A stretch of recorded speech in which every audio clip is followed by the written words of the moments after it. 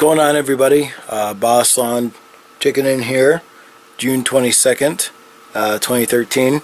I just got done reviewing a city council meeting that was held last October 15th last year. I really did mean to put this video up on my page for you guys. Basically, that we had about $2,300 to $2,400 in fines on this property for all kinds of just stupid stuff. The neighbors calling the city on us, city come out, drive by, city council members driving by back and forth. I know a lot of you guys that don't have warehouse space and that kind of run your business out of your garage, kind of a little bit like I do, have the same issue, but we took it to city council, and here's this little video of that, and you're going to hear some pretty draconian things from the city council defender or attorney, whatever you want to call them, which does include that that this property is allowed a 1 hour lunch break every 24 hours because the city said so and that they approve it. So go ahead, enjoy the video, leave any comments you do have. I would love to hear from you guys on your take on how ridiculous some of this stuff can get. So enjoy it. Hey, sir, Perez will have a question for Mr. Julie at the end.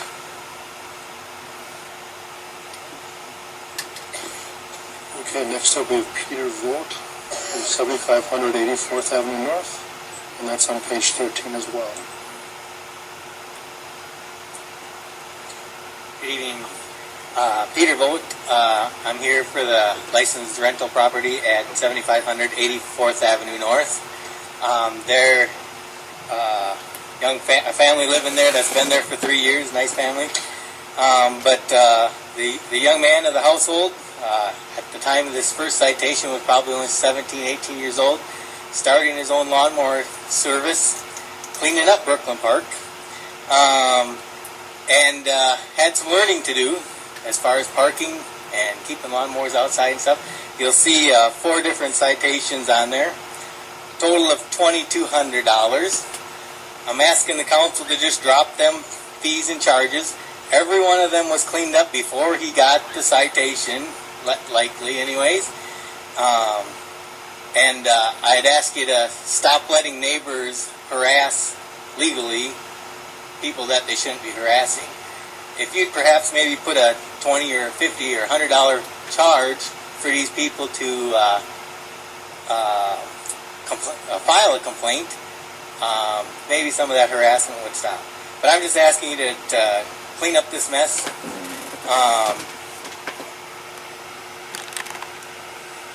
Like I say, a young man trying to make a living, learning how to do it right. I kind of apologize because I don't know if I maybe could have followed a different procedure and taken care of this before I wasted yours and my time here, but I guess I didn't know about how that would work. So, thank you. Thank you.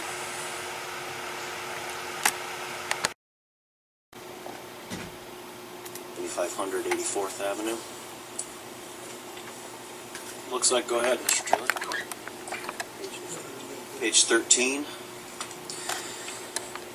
Okay, this is a rental property. We did receive a complaint, in fact, from July of 2011 through February of 2012. We did receive 4 separate complaints regarding exterior storage of commercial equipment. Staff did inspect the property, found that there had been previous cases, nuisance cases, since September 2009, all including accumulations of junk and debris and some other violations, but no past cases for exterior storage. But we did meet with the resident of the property, staff did. He came into City Hall. We spoke with him about the issue, about the exterior storage. It seems that this resident has some sort of business doing landscaping, snow removal, things of that nature. It seems as though, the amount of equipment and materials that he needs is not really suited for residential property, because snow plows and such are ending up outside on occasion.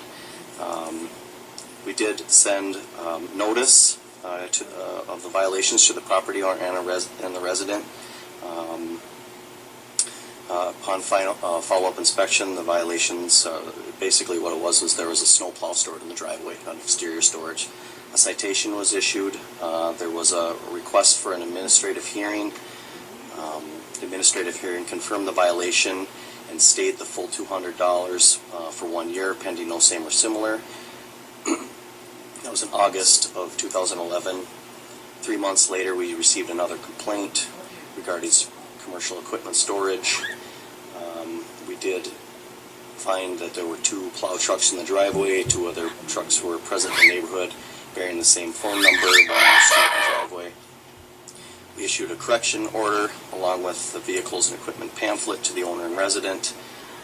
We did have a meeting again with the resident here at City Hall. We explained the violations again, and again reiterated it looks like you've got a business that's growing, which is good. Residential properties for commercial type equipment is not good. It generates a lot of complaints. At that point, the violations had been corrected and the case was closed. Unfortunately, not long after, only a couple of weeks after, we received an additional complaint of parking and storage issues. On the inspection, we found 2 plow trucks, a trailer, a lawnmower stored outside, so a citation was issued for repeat storage violations again. And it looks like there was no request for hearing on that citation. The next citation was issued from an inspection on December 14th for repeat exterior storage. That was a $400 fine, a $200 fine for repeat parking on approved surface. At that point, we were under the stayed fines from the previous hearings, and when someone violates their conditions of the state fine, those amounts get reinstated, and that's what happened in this case too. So the fines from the state fines from the previous issues were reinstated. Again, we spoke with the resident. We talked about the issues. He had stated that he had rented some warehouse space. We advised him to store more of those items there. Getting complaints as soon as the items start to show up on the property. So we conducted some inspections, kind of site inspections for looks like a month or not. Well, actually that was in February, late February. Then only about 3 weeks later, we found exterior storage in the driveway again. So repeat violation occurring again. Fines were issued again. And no hearings were requested for the final citation. So that's the background of the case.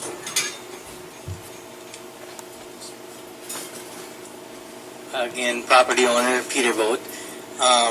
As you can see, Durrell has done a very good job of coming in and communicating with the city, and every time we've gotten the same answer that things were okay. Things were settled, including the last time when Durrell came in and talked to him, and they said everything was good. So we were under the understanding that everything was good. There was no fines or fees and such. I'd like to stand here and say that this is not going to be a problem in the future. But if Durrell comes home with anybody else that he's working with for lunch, and there's 2 snowplows parked in the driveway on paved surface, that the same neighbor is not going to whine and complain and call in, come by and take a picture. It's probably going to happen. He's got a job to do. He's not going to park his vehicle at the shop and come home for lunch with his personal vehicle when he's going by with the plow truck. Same with the lawnmowing service. There's going to be times when the trailer with the lawnmower's in the yard on the paved surface. You come by and take a picture at that time, it's going to be a violation.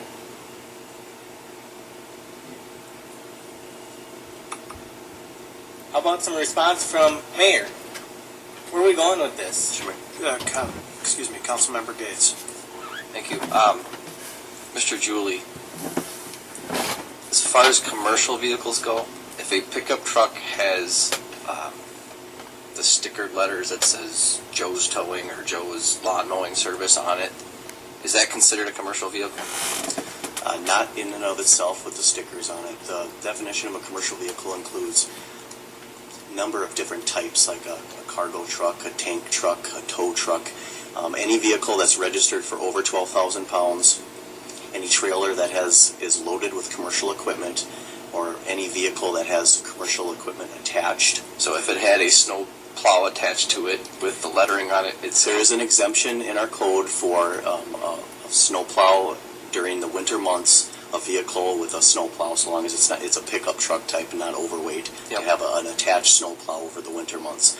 And another thing too is we do, for people who have commercial vehicles and want to stop at home for lunch or to grab something like that, we do, by policy, allow for an hour in any 24-hour period for a vehicle to be located on a property.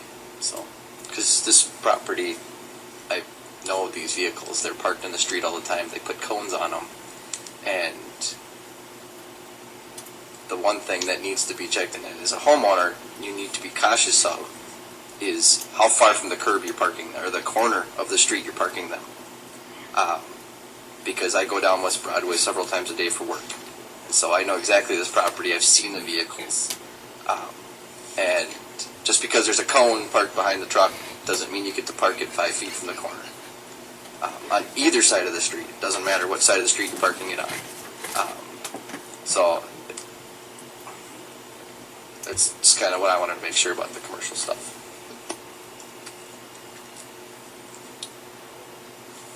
Anything else, sir? Mr. Julie? My question back to you, Mr. Mayor. Where are we going with this? Where's the resolution? I mean, The resolution, how do we end this? the resolution will be at the conclusion of this. We're letting every property owner or tenant state their position. The city staff presents theirs. And then as a council, we're going to decide what the issue is done or how the issue will be resolved. Partial forgiveness, full fine, it's brought before the council for their vote. Very good. Thank you. Thank you, sir.